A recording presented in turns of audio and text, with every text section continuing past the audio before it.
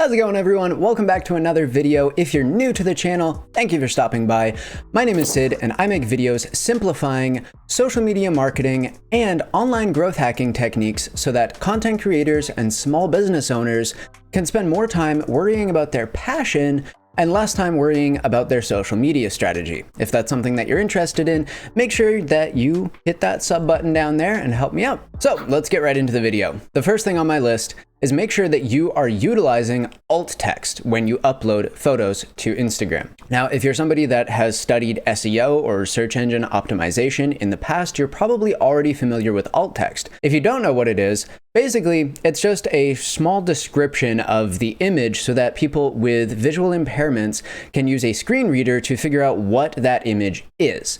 Also pops up when people with poor internet connection cannot load the photo so that everybody can have access to the content. But it serves another purpose beyond accessibility. The Instagram SEO bot crawls through alt text looking for keywords to try and figure out what this content is about. So how can you use this to your advantage? Well, when you're uploading, go into advanced settings and find add alt text. Craft a brief description of your image rich in niche related keywords. This will give the bot one more piece of info that it needs to help put you in front of the right people, giving you a leg up on competing content. The second thing on my list is to make sure that you are geotagging your photos. When you post a picture of a place or something related to an event, make sure that you geotag it. Anyone looking for that place or event will be able to find your photo in their search results, and hey, more eyes the better, right? Plus, people love to live vicariously through the people they follow. Geotagging locations, as long as you are being aware of safety,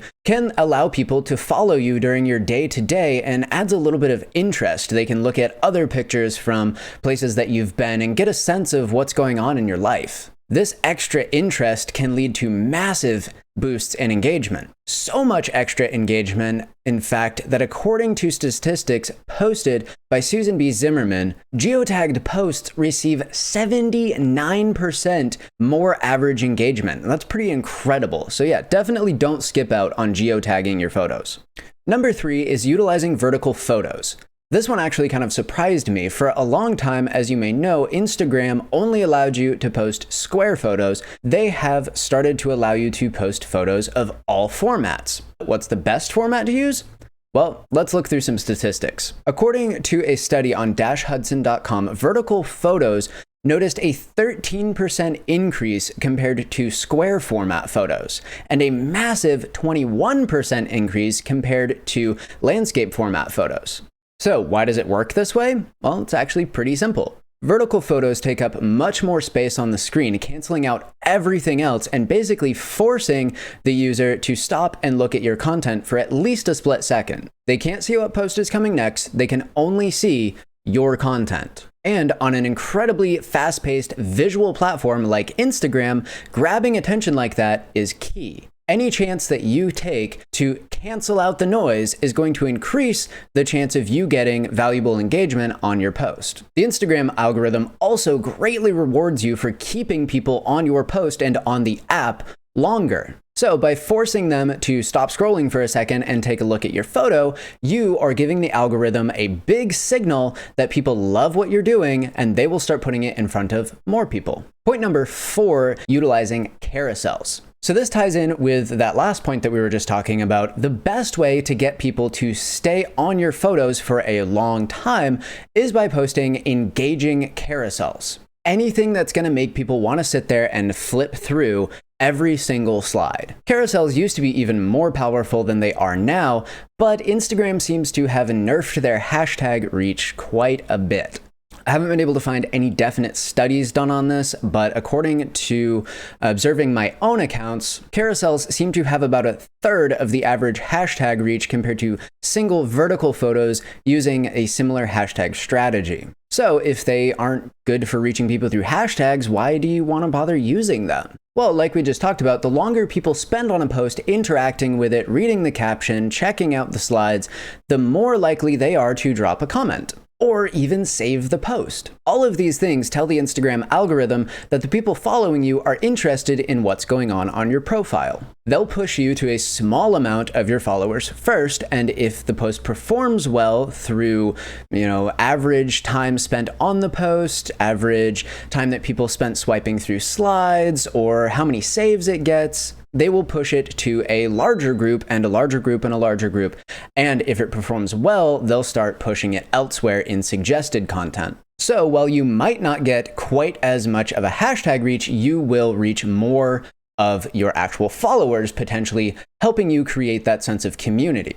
A well-performing carousel post on our account tends to hit roughly half to 3/4 of our follower base, whereas a vertical post with about the same general overall reach manages to hit about half of our followers to a third. So it's a little bit less.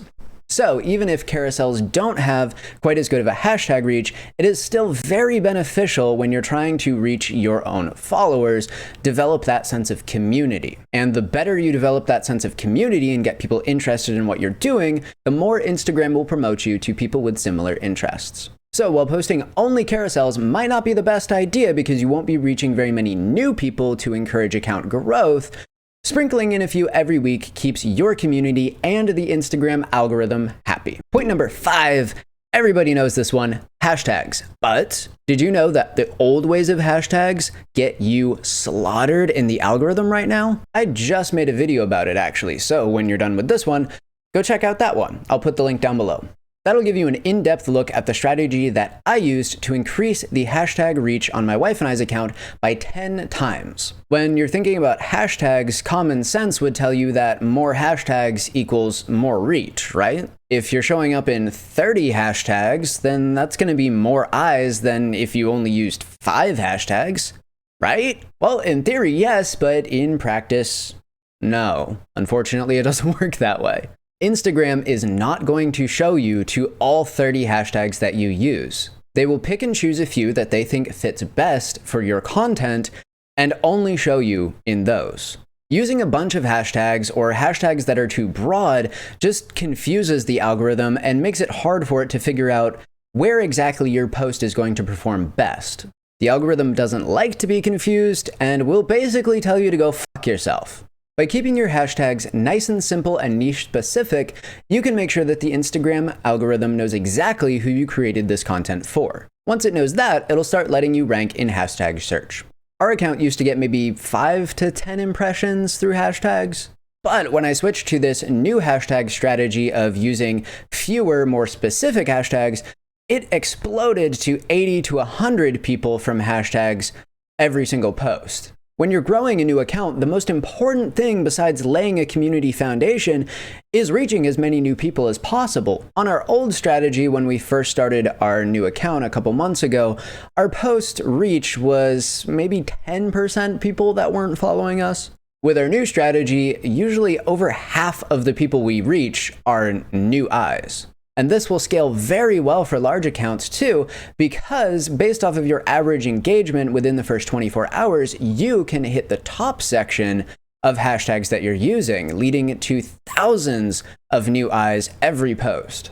So there you go, everyone. Thank you so much for watching the video. Really quick one, 5 fast tips to get you started on blasting your Instagram account into the stratosphere, to the moon, baby. If you found this useful, please make sure to drop a like and share it on Twitter with anyone that you think might find it useful as well. And feel free to ask me any questions that you have, drop a follow, hang out. I'd love to get to know you. As always, guys, stop grinding, start growing.